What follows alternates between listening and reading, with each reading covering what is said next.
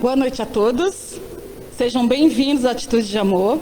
Você que está em casa, seja muito bem-vindo à nossa casa virtual, a mais um encontro com Jesus.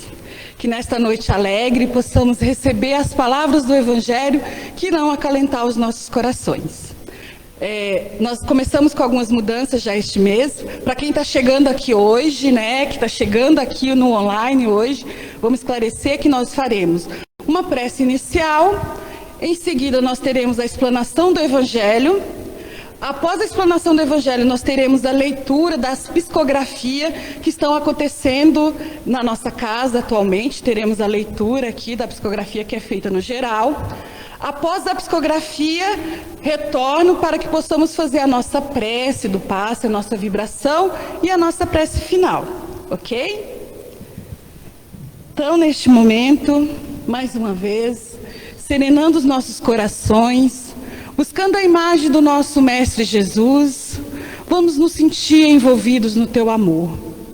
Que possamos nos acalmar e nos fortificar, sempre amparados. Que possamos, neste momento, nos sentir abertos para a explanação do Evangelho desta noite. Que as palavras que aqui serão ditas possam ser aquelas que necessitamos no momento. Que possamos envolver em muita paz, harmonia, a palestrante da noite, Viviane. Que ela tenha a companhia dos bons espíritos para que da sua boca que saia as palavras que irão falar aos nossos corações. Que ela possa ser intuída sempre no amor do Mestre. Graças a Deus.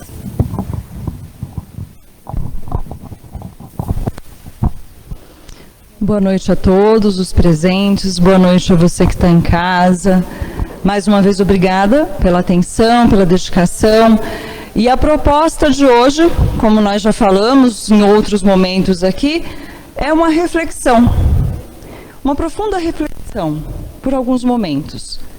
Mas que de fato não se limite a esse instante. Mesmo para você que está em casa, para vocês que se deslocaram até aqui. Que a gente procure trazer as palavras que não são da palestrante, mas da doutrina espírita, para dentro de nós, com uma consciência necessária para que aquilo nos transforme, porque a vida precisa ter esse sentido. Nós estamos aqui por um período que não sabemos qual é, mas é necessário que algo aconteça. A proposta da doutrina espírita é dinâmica. É transformadora, sim. É necessário conhecer, refletir, mas transformar. E como o tema, falando em transformação, não tem como não citar Paulo de Tarso. Então o tema da nossa noite hoje é Paulo e nós.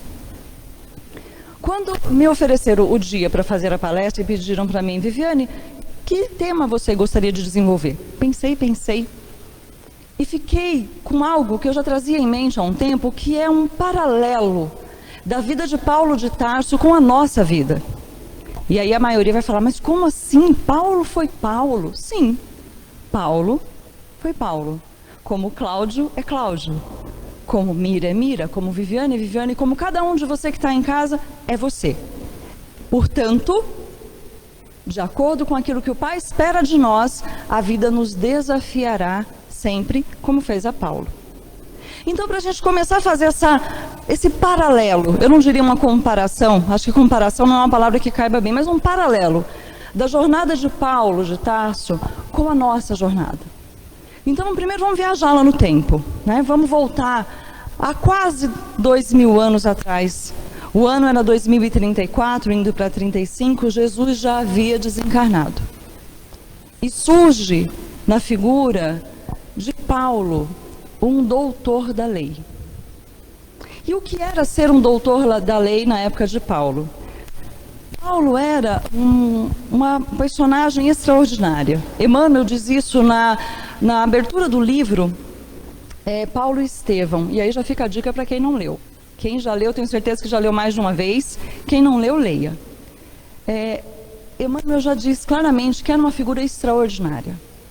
Paulo era um doutor da lei, o que significava dizer que ele conhecia tudo e um pouco mais. sobre o judaísmo, sobre as leis antigas, sobre as escrituras. Ele dominava o assunto de tal maneira que raramente alguém debatia com Paulo e saía, entre aspas, vitorioso do debate. Ele conhecia profundamente. Era de um intelecto privilegiado, de uma formação greco e romana, tinha as duas cidadanias, e de uma inteligência marcante. E nesse ponto eu gostaria de observar o seguinte: Paulo tinha muitas certezas. Ao longo da vida dele, ele descobriu que muitas delas eram grandes ilusões. E aí, trazendo para nós, fazendo o primeiro paralelo, Paulo, o doutor da lei, nós e nossas certezas.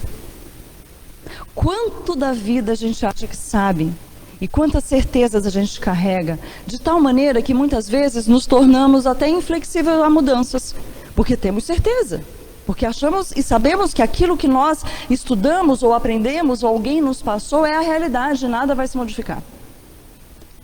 Mas isso vai contra a natureza humana, que é de transformação e evolução. Nós só poderíamos afirmar com certeza que sabemos tudo se fôssemos espíritos perfeitos. Não sei vocês, mas eu ainda não me vejo assim. Paulo tinha muitas certezas, e nas certezas dele, ele meio que atropelava as outras pessoas. Isso é um fato. Inteligência extraordinária, mas orgulho elevado. E nesse momento a gente precisa também pensar que quando a gente tem um copo cheio, né, e todo mundo já ouviu essa analogia, quando a gente tem um copo cheio não cabe mais nada. E Paulo naquele momento era um copo cheio.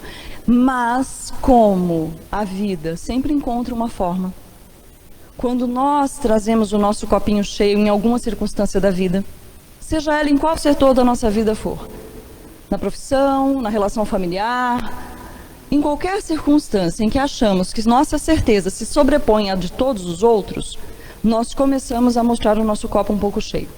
Paulo estava assim nesse momento. O livro, inclusive, começa, quando um pouco antes fala de outro personagem, mas quando entra na história de Paulo, mostra ele conversando com um amigo dele, Sadoc, e você percebe pelo diálogo o quanto ele estava tranquilo, confiante, seguro naquilo que ele acreditava ser a certeza da vida dele. Totalmente determinado, já tinha um caminho traçado, estava tudo certo. Como nós, muitas vezes. Nós marcamos um ponto daqui até ali, falamos, vou passar e vai ser do meu jeito. Mas a vida que nos quer mais completos, trabalha por lapidar os nossos excessos. Pensem naquela... Eu gosto muito dessa comparação. Quando um escultor pega uma pedra de mármore para trabalhar, ele já tem em mente a obra pronta. O que ele faz? Tira o excesso da pedra. Ele vai tirar o excesso. A obra está lá na mente daquele que cria. A obra perfeita já está dentro da pedra do mármore. Ele vai com o martelo e o cinzel tirando o excesso. Nós somos uma pedra bruta que a vida vem tirando os excessos ao longo dos séculos, de uma sequência de muitas encarnações. E ainda temos muitos excessos até sermos a obra que o Pai espera de nós. E Paulo tinha muitos excessos. E como a vida sempre encontra um meio e ela vai agir, nós passamos por um segundo paralelo com Paulo. Paulo e Estevão. Confesso a vocês que até ler o livro Paulo e Estevão, eu mal sabia da vida de Estevão. Tinha pouco conhecimento no assunto. Mas gosto também quando Emmanuel faz a seguinte colocação: sem Estevão não haveria Paulo.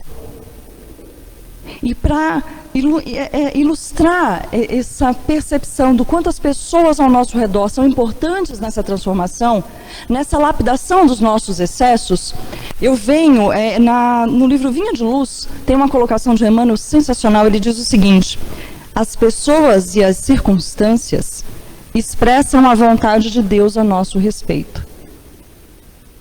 Então a vida se encarrega num movimento perfeito de colocar diante de nós as pessoas certas para as nossas transformações. Assim como nós também somos a pessoa indicada para a transformação do outro que se coloca no nosso caminho. Mas é claro que Paulo não aceitou. Assim como nós também muitas vezes não aceitamos. Relutamos porque ainda estamos nas nossas certezas. Estevão foi uma outra figura extraordinária no Evangelho.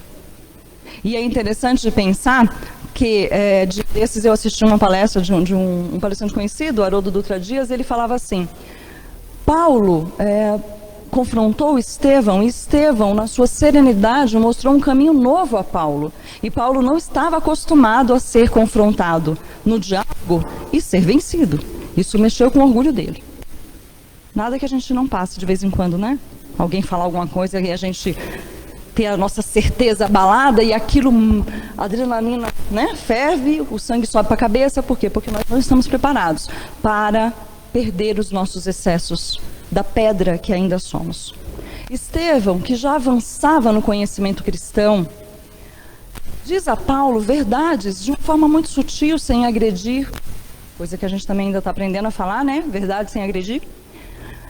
E Paulo, não contente com a situação, usa a lei de forma tal a julgar Estevão, condenar, lapidar, e Estevão desencarna. A gente normalmente pensa assim, poxa vida, então Paulo veio com tudo determinado, a reencarnação dele foi programada para que ele matasse Estevão. Será? E se nós pensássemos, eu gosto de pensar quando esse palestrante disse, ele falou assim, talvez os planos de Deus fossem muito maiores. Imaginem Paulo e Estevão juntos, porque Paulo teria que passar pelo que passou, vencer as próprias certezas, derrubar o orgulho, mas teria ao lado um grande companheiro. Eram almas de um conhecimento muito elevado. Mas como nós, que também poderíamos evitar dores maiores, assim como Paulo, muitas vezes, diante de um caminho, muitas vezes traçados até por nós, antes de reencarnar, se estávamos em condições de opinar para a nossa encarnação, quando a gente estuda a doutrina, a gente sabe disso, é possível. Mas assim como Paulo, nas nossas certezas, muitas vezes no nosso orgulho, que é difícil admitir até que a gente é orgulhoso, né? Não falar que é orgulhoso, a gente já começa já dá tremedeiro. E aí Estevão desencarnando, Paulo fica. Mas a jornada continua, porque o Pai não para, não desiste de nós e tem um propósito definido em nossa existência. Então as pessoas e as circunstâncias, tudo que nos cerca, principalmente aquilo que nos provoca muitas vezes, tem um propósito. A questão não é o que o propósito não está claro, a questão é que a gente não se dá o trabalho de olhar para o propósito, porque a gente ainda está preso nas nossas certezas. Nós ainda estamos assim. E é interessante observar, né, que Jesus é divinamente paciente, porque precisa ter muita paciência com a gente. De uma encarnação para outra nós poderíamos avançar muito, mas ainda avançamos a passos lentos, porque nos recusamos a transformar aquilo que já somos capazes de transformar em nós. Se fizéssemos uma análise consigo mesmo, não precisamos nem dizer aos outros, mas mais profunda, do conhecimento que nós temos, que pode não ser muito, mas com certeza é o suficiente, porque o Pai oferta o cobertor conforme o frio. O Pai é justo. Será que não poderíamos fazer melhor? Por nós mesmos, pelo mundo, inclusive, cooperando de uma forma maior? Mas assim como Paulo, naquele momento da vida dele, ainda estamos algumas vezes, ou talvez muitas vezes, em conflito. Porque para eu ceder, eu preciso ceder do que eu acredito, e o que eu acredito normalmente é o que é certo. Paulo, então, seguindo a sua jornada, com o desencarne de Estevão, tem a sua vida transformada. Porque aquele Cristo que todos falavam para ele, porque o confronto dele com Estevão foi por causa de Jesus. Paulo não aceitava a figura do Cristo, como assim? E as leis antigas, e a inteligência dele, como assim, o filho de um carpinteiro? Então ele confrontou e nisso ele toma a decisão, julga e Estevão desencarna. Paulo então começa a perseguir os judeus. E essa é a primeira notícia que a gente tem de Paulo, né? Que ele foi o primeiro perseguidor. Dos judeus não, desculpa, dos cristãos. E nisso de perseguir e de ir atrás, a famosa cena que todos nós aqui já ouvimos falar de Damasco, vem a conversão de Paulo. E aí começa a mudança. Porque a vida encontra um caminho. A vida encontra um caminho. Já ouviram falar que ou vamos pelo amor ou pela dor, né? A gente sempre escuta isso, na casa espírita fala-se muito sobre isso. Nós também poderíamos ir mais pelo amor, mas ainda precisamos da dor. E Paulo, no caminho para Damasco, porque ele ia perseguir um determinado cristão, Ananias, e ele ia para condená-lo novamente, Jesus aparece para Paulo e faz, né? Convida, chama. Paulo, por que me persegues? Para quê? Só que a figura do mestre, e aí a gente só consegue imaginar, seria um exercício de imaginação, transforma naquele instante Paulo num menino. E ele sente, de verdade, o poder de um amor supremo que até então ele não conhecia e que em todas as suas teorias não conseguiria descrever. E ainda assim, naquele instante, e aí vem uma qualidade interessante de Paulo. Porque Paulo era muito determinado. Quando ele decidia, ele ia. Talvez nos falte um pouco disso ainda. Porque no momento que ele reconhece de fato que aquele Cristo existia, aquilo movimenta o espírito de Paulo de tal maneira que ele vai. E ele vai com vontade, com entusiasmo. Mas ele também era muito entusiasmado. Meio acelerado. E por ainda guardar nele, porque não se muda da água por vinho. Nenhuma transformação é assim. Ele acha que agora que ele sabe, da mesma forma e com o mesmo ímpeto orgulhoso, ele vai transformar o mundo, porque agora ele conhece Jesus. Parece a gente quando entra na casa espírita? Parece um pouquinho? Quando a gente descobre a doutrina e é, não vou converter todo mundo, porque agora eu sei a verdade. Desse nosso jeito mesmo. Minha amiga está rindo porque ela sabe que é verdade. Nós somos assim, em especial nós espíritas. Em especial nós espíritas. Nem vou falar dos palestrantes. Mas é verdade. Porque daí a gente se apaixona pelo cristianismo de uma forma diferente. E a gente quer que todo mundo pense como a gente. Mas, de novo, enraizado em nós está, do nosso jeito. Como a gente acredita. Paulo faz uma pergunta belíssima para o Cristo no momento em que Jesus aparece para ele. Quando ele percebe, ele diz assim: Senhor, que queres que eu faça? Essa pergunta ela tem uma conotação profunda. Senhor, que queres que eu faça? Ele faz com que venha do mestre a determinação para ele seguir. E Paulo fez tudo para seguir mesmo. Sabe como é que a gente faz quando a vida nos chama? A gente fala assim: Senhor, eu quero fazer assim. Porque eu sei o que é melhor para mim. Então aí a gente já começa a se diferenciar bastante de Paulo, né? Ele dá ao mestre, ele pede ao mestre uma direção. A gente também pede. A gente também pede. Nós fazemos as nossas orações, a gente fala: Senhor, me mostra um caminho. E Jesus mostra. Através do quê? Voltando no outro item, das pessoas e circunstâncias que se expressam, o que expressam o propósito de Deus em nossas vidas. A grande questão é que a gente pergunta, mas a gente quer a resposta que a gente quer. E aí nós começamos a nos frustrar porque não é da nossa forma. De novo, naquele ciclo de conflito com o dinamismo, com o andar natural da nossa existência. Nós precisaríamos confiar um pouquinho mais na vida. Em nós, mas na vida. Quer ver um teste? Quando a gente quer muito uma coisa, e a gente tenta e faz tudo que pode e não dá certo. Não é uma resposta, talvez? Olha, não é isso. Ou talvez, não é isso agora. Talvez em outro momento. Mas nós temos muita dificuldade em silenciar para ouvir Deus. E aí a gente vai para o terceiro paralelo aqui com Paulo. Paulo, nesse momento, quando ele vê Cristo da forma como ele vê, a primeira coisa que ele faz é entrar na sinagoga, na cidade de Damasco, para defender Jesus. Aí ele vai com outro olhar, né? Eu dizia isso, mas agora eu quero dizer aquilo. Mas ele vai o mesmo Paulo de sempre. Dizendo que é isso, e ele era ótimo em oratória, né?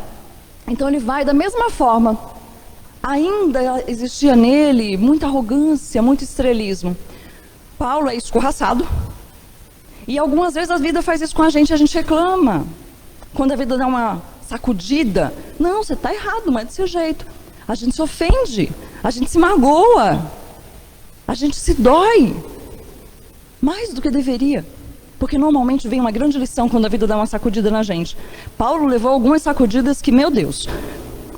E o que ele faz? Ele percebe, ele busca alguns amigos mais próximos, ele percebe que é necessário recolher. E essa é uma das etapas do livro, particularmente eu, Viviane, acho encantador. É quando ele vai para o deserto, na cidade de Palmira. Paulo era tecelão. Era comum eles terem sempre uma função, um trabalho, né? Uma ocupação. Então Paulo era tecelão. Como Jesus foi carpinteiro, junto com o pai dele, José. Jesus, com 12 aninhos, foi lá. Rapazote, na carpintaria, pediu para o pai dele para trabalhar. Paulo era tecelão. Então o que ele faz? Ele se recolhe no deserto e passa 3 anos isolado, trabalhando, tecendo para aqueles que passavam lá, redes, barracas e outras coisas. E é nesse recolhimento de Paulo que ele reflete melhor sobre o que fazer e como fazer.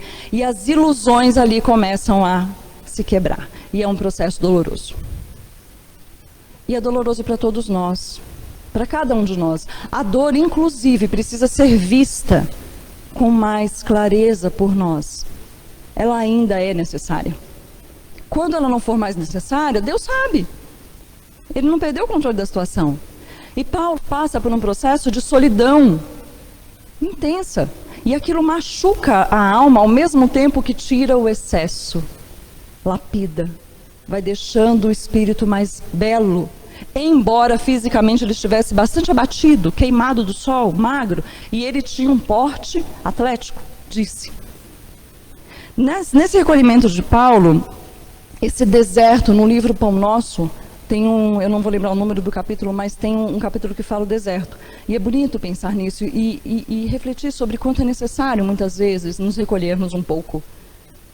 O mundo, ele é um ruído muito intenso, né? A vida encarnada exige muito de nós. Nós precisamos dar conta de muitas coisas, não só do sustento, mas infelizmente ainda, do que aparentamos, do que temos que fazer. Não, se você não responde um WhatsApp em 5 minutos, meu Deus do céu, acabou a amizade, porque tem que responder em 5 minutos. Se você postou alguma coisa na rede social, mas a pessoa só curtiu a noite, não liga para mim. Nós nos doemos muito. Eu estou falando alguma coisa que, na verdade, nós nos importamos demais e exigimos muito dos outros e os outros de nós, e isso está virando um ruído no nosso espírito. E aonde há muito ruído, não se ouve os sons sutis. Quem consegue ouvir passarinho de manhã em casa? Só quem mora perto do mato. Porque se tiver uma avenida perto, acabou. Se tiver um vizinho que põe um som mais alto, que são as circunstâncias da vida para nos testar e nos fazer mais pacientes e tolerantes, ruídos nos fazem perder a oportunidade sagrada de ouvir vozes maiores. E os espíritos falam com a gente. Não, mas eu não sou médio audiente, eu não ouço o espírito. E as inspirações que todos nós temos? E que perdemos a oportunidade porque não silenciamos, vivemos num ruído intenso e nos deixamos consumir, ao mesmo tempo que consumimos tantas coisas que não nos são úteis e deixamos aquelas que nos salvariam uma encarnação passar despercebido por nós. Mas Paulo também fez isso. Quando ele se recolhe então no deserto, fica lá por 3 anos. Depois ele ainda vai até a cidade dele, Tarso, vai procurar o pai. A mãe já tinha desencarnado por desgosto. Olha isso. A mãe tinha desencarnado por desgosto, porque Paulo virou cristão. O pai o renega, o manda embora. E aí, numa absoluta solidão de uma vida encarnada, e não que nem todo mundo passa por isso, mas quantas vezes nós nos vemos sozinhos, deixados por afetos muito caros para nós, e isso causa uma dor imensa, mas mais uma vez, quem ama, ama intensamente, a despeito de não ser ou ser amado. E Paulo estava nessa jornada, uma jornada que nós também somos convidados a refletir. O quanto o nosso amor por aqueles que muitas vezes não nos compreendem, porque Paulo não foi compreendido, nem por ninguém de sua família, gente, ninguém, nenhum amigo. Gamaliel, que era o mentor dele, foi aquele que se manteve ao lado dele, orientou, mas ficou ali e também tem a sua jornada para cumprir. Mas na maioria as pessoas largaram ele, os amigos, tudo. É um profundo encontro com Deus. Na solidão ele encontrou Deus. E a gente não está querendo dizer aqui que é necessário viver todo o drama de Paulo para encontrar, não é isso. Mas é necessário sim. Eu gosto de uma frase, eu não sei a autoria, me perdoem, mas a frase diz o seguinte: é necessário deixar calar os desejos para ouvir os desígnios, que são maiores.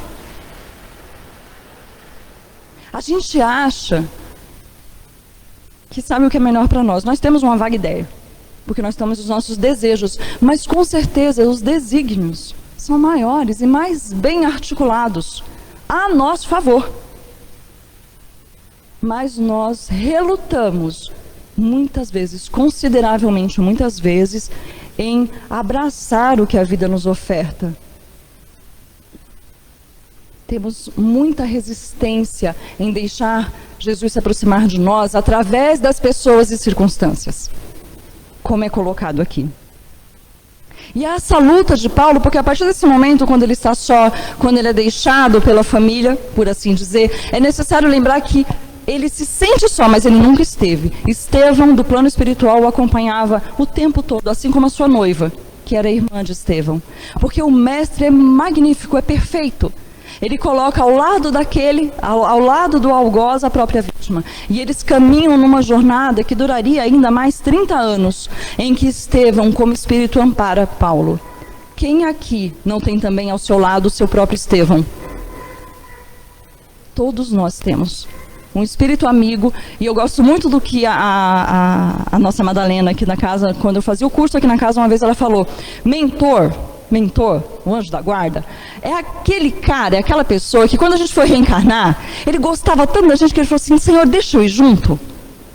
Gente, é uma pessoa que nos ama de uma forma que a gente nem imagina, que está ao nosso lado, nos intuindo novamente, se a gente deixar o ruído do mundo e nos dedicarmos ao silêncio de uma meditação, de uma prece, de um recolhimento, nós vamos encontrar as respostas que não serão necessariamente aquela que queremos ouvir, mas que com certeza são aquelas que nos direcionarão para um futuro certo de felicidade, diferente da felicidade que a gente conhece aqui, mas com certeza felicidade.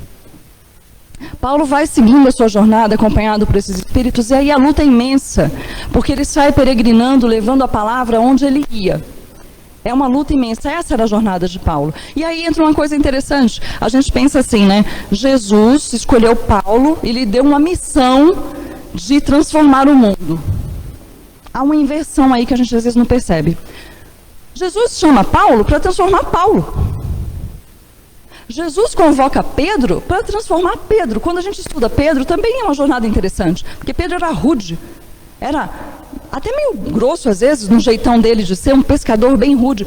Se você acompanha a história dele até o fim, meu Deus do céu, que transformação belíssima. E aí o que acontece? Quando Pedro, ou Paulo, ou Ana, ou Maria, ou João, recebe o chamado do Cristo e se transforma, consequentemente transforma o mundo.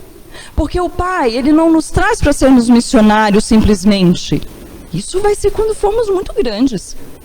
Por enquanto, o que Ele faz? Ele nos convoca a transformar a nós mesmos. E nessa transformação, nós cooperamos com o mundo. Então, quando a gente olha para Paulo se transformando grandemente, numa jornada belíssima, Paulo foi convocado para se transformar. Para se transformar. E na medida em que ele se transforma, ele é convidado a transformar o mundo ao redor dele. Com nós não é diferente. Não é diferente. Somos convidados hoje, a gente fica achando que ser espírita é ser cristão de forma geral. Aí eu vou no centro espírita tantas vezes por semana, eu fiz todos os cursos, eu sou médium, eu trabalho, eu dou passe, ou eu sou estudante, vou para a casa espírita, isso basta. É aqui. É no silêncio das nossas almas que Jesus, que é o divino carpinteiro, está lá no capítulo 6 do Evangelho, se eu não me engano é o 6, e ele fala que é lá que cultiva cada coração. O Evangelho não é uma proposta para transformar multidões de uma hora para outra, ele transforma os corações um a um, e os corações transformados um a um transformam as multidões. E foi o que Paulo fez em sua jornada. Sempre acompanhado por espíritos que o elegeram como almas de suas almas. Ele vai completando a sua jornada, e quem olhava Paulo naquela época devia falar: meu Deus, que fracassado, né? Velho, caquético, barba branca, queimado do sol, vivia caminhando, literalmente todo judiado. No nosso olhar hoje, Se a gente olhar alguém assim, a gente fala, no mínimo é louco. Porque ainda estamos muito presos às aparências da vida encarnada temporária. Porque tudo que nós detemos agora, do ponto de vista material, é temporário. Mas o conhecimento que levamos, a transformação em nossos corações, primeiramente, é o que levamos dessa jornada sempre. Em determinado momento, quando Paulo já está no final da jornada, já em Roma, já próximo ao seu julgamento e desencarne, ele fala uma frase, me perdoem, eu não vou saber citar em que parte que está nas cartas, mas ele diz o seguinte: já não sou eu quem vive, mas é o Cristo que vive em mim. É uma jornada belíssima, emocionante mesmo. E eu fico me perguntando se a gente pode simplesmente se conformar, não, mas era Paulo. Eu não faria, eu não vou conseguir. Porque é uma resposta prática essa. Essa é a jornada de Paulo, Viviane, não é a minha. Eu não necessariamente vou vencer nesta jornada, nesta encarnação. Com certeza, espíritos perfeitos a gente não vai sair numa vida só. Paulo não saiu perfeito numa vida só. Mas eu me pergunto por que talvez nós não nos esforcemos para buscar dentro essa força toda que nós temos, porque nós temos. Só não direcionamos da forma correta. Talvez a gente precise sacudir dentro de nós toda essa poeira assentada ao longo das encarnações. E quando ela vai assentando, ela vai enterrando a nossa essência, que é divina. E nós somos deuses, porque ele diz que nós somos deuses. Somos capazes de fazer muitas coisas, de realizar grandes obras. Quando Paulo chega em Roma, e já é o momento dele partir, ele já sente que está no momento dele partir, ele já é completo no que ele tinha que fazer. Ele já havia amado, perdoado e sofrido o necessário para encontrar o Cristo. Que cada um de nós hoje possa refletir no quanto de Paulo há em nós. Por que há? Por que será que Jesus mandou uma figura tão extraordinária para ficar na história, para que nós lembrássemos de sua história e dele? Não só para elogiar, Paulo não precisa do nosso elogio, onde quer que ele esteja, e deve estar em muita ação ainda, mas para nos dizer, é possível se desfazer dos excessos de bagagem que insistimos em carregar, para abrirmos espaço para o que é novo, para abrirmos espaço para o que é belo, útil e bom, não só para nós, mas também para aqueles que compartilham dessa jornada conosco. Que possamos então levar desta noite, e eu gosto sempre de dizer isso, quem me conhece sabe, não o que a palestrante falou, porque a palestrante é passageira, é temporária, mas levar do Evangelho, levar da história. Leiam Paulo, conheçam, contemplem, não só leiam, mas contemplem a jornada dele, se coloquem, se posicionem, sintam. E de repente, floresce em cada um de nós uma parte de Paulo que ainda nos habita. Uma boa noite, muito obrigada a todos.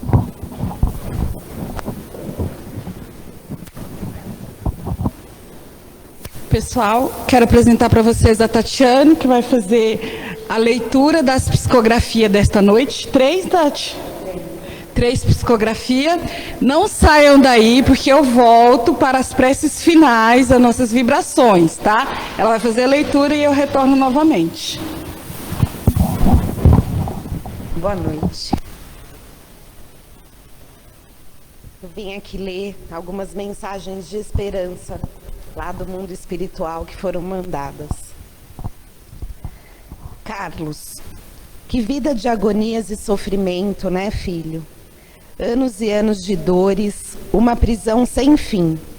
A morte foi como um bálsamo para o meu espírito, um alívio para as minhas dores.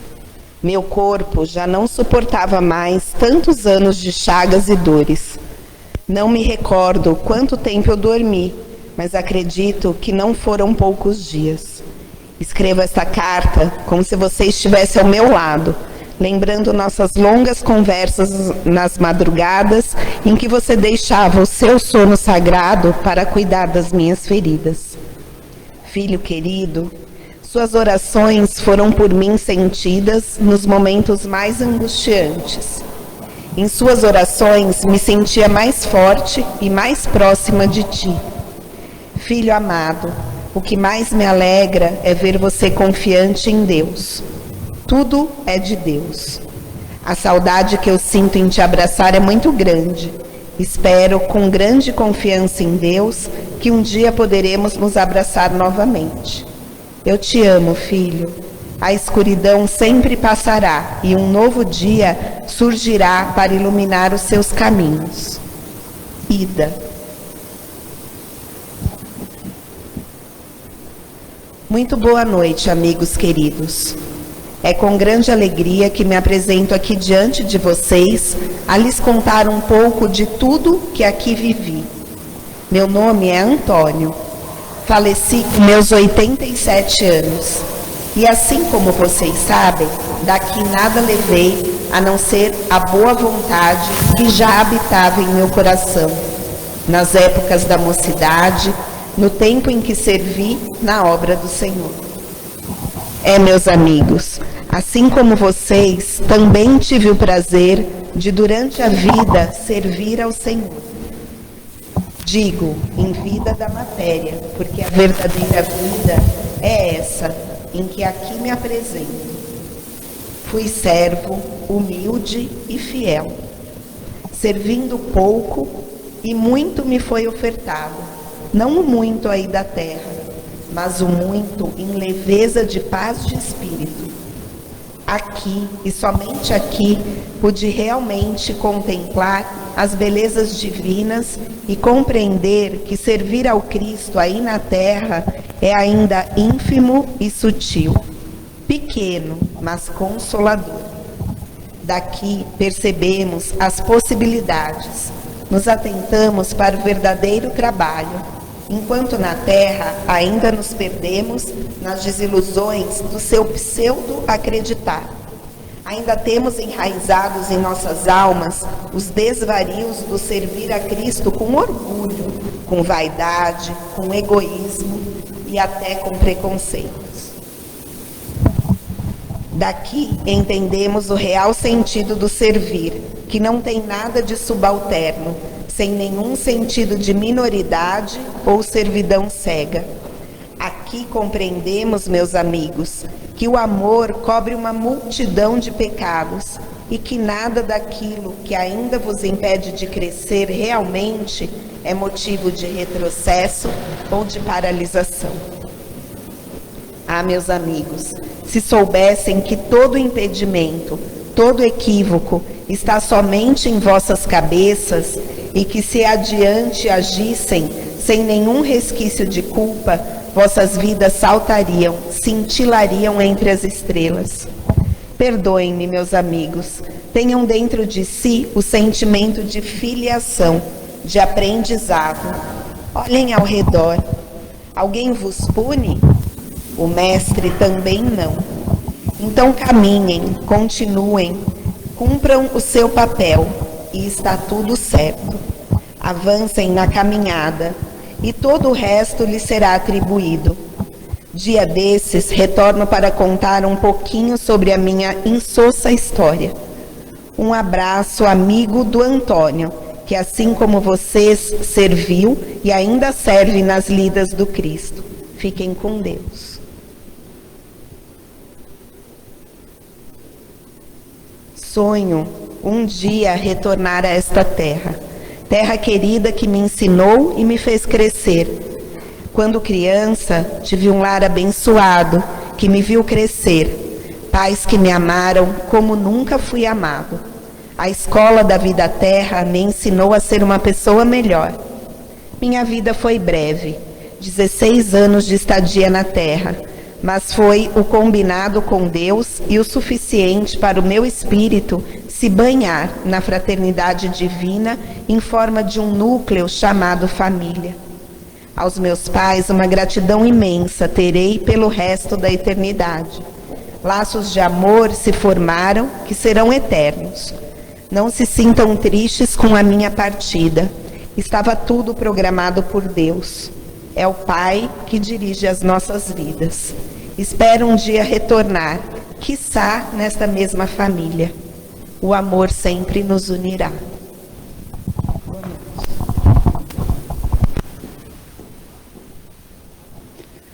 Obrigada, Tati. Então, neste momento que a prece do nosso passe, né? Sempre gosto de lembrar que é aquele momento onde nós estamos pedindo por nós, para que possamos estar bem, para ajudarmos as outras pessoas a ficarem bem. E aí depois a gente emenda com as vibrações, que é aquele momento onde dedicamos ao nosso semelhante, aos nossos irmãos, aos nossos companheiros. Então, mais uma vez, quero que busquemos a imagem do nosso Mestre Jesus. Um Jesus vivo, alegre, abraçando a cada um de nós neste momento e nos envolvendo no teu amor, nos acalentando nesta jornada. Que luz intensa em forma de energias salutares recaia do plano espiritual sobre nós, passando pelos nossos coronários, pelos nossos principais centros de força, que ali nos sintamos revigorados do nosso físico também. Que essas energias salutares troquem as nossas células doentes por células novas, células sadias. Que possamos nessa corrente de amor nos sentir amparados, fortificados. Que nós possamos ter coragem e bom ânimo para mais esta jornada. E que hoje pedimos especialmente para que possamos ouvir o que Jesus quer de nós, que possamos aceitar os teus desígnios. Nessa mesma corrente de amor, vamos vibrar pelo nosso planeta, pelo nosso país, nosso bairro. Que luz intensa envolva todo o nosso globo terrestre, purificando assim o seu ambiente, purificando com energias boas, salutares, trazendo vida para o nosso planeta. Vibramos também pelos hospitais, pelos cárceres, pelas pessoas que ali se encontram necessitados do amor, do amparo do Pai. Hoje, especialmente, vibramos também pelos profissionais da área de saúde aqui na equipe física. Que a equipe do Bezerra de Menezes possa envolver a cada um no teu amor, que eles se sintam amparados e fortificados. Que essas vibrações se estendam a lares de cada um que está aqui na nossa casa hoje, presencialmente, aos lares de você que está aí, distante, mas junto. Que essas vibrações envolvam aos seus lares em muita luz, em muita paz.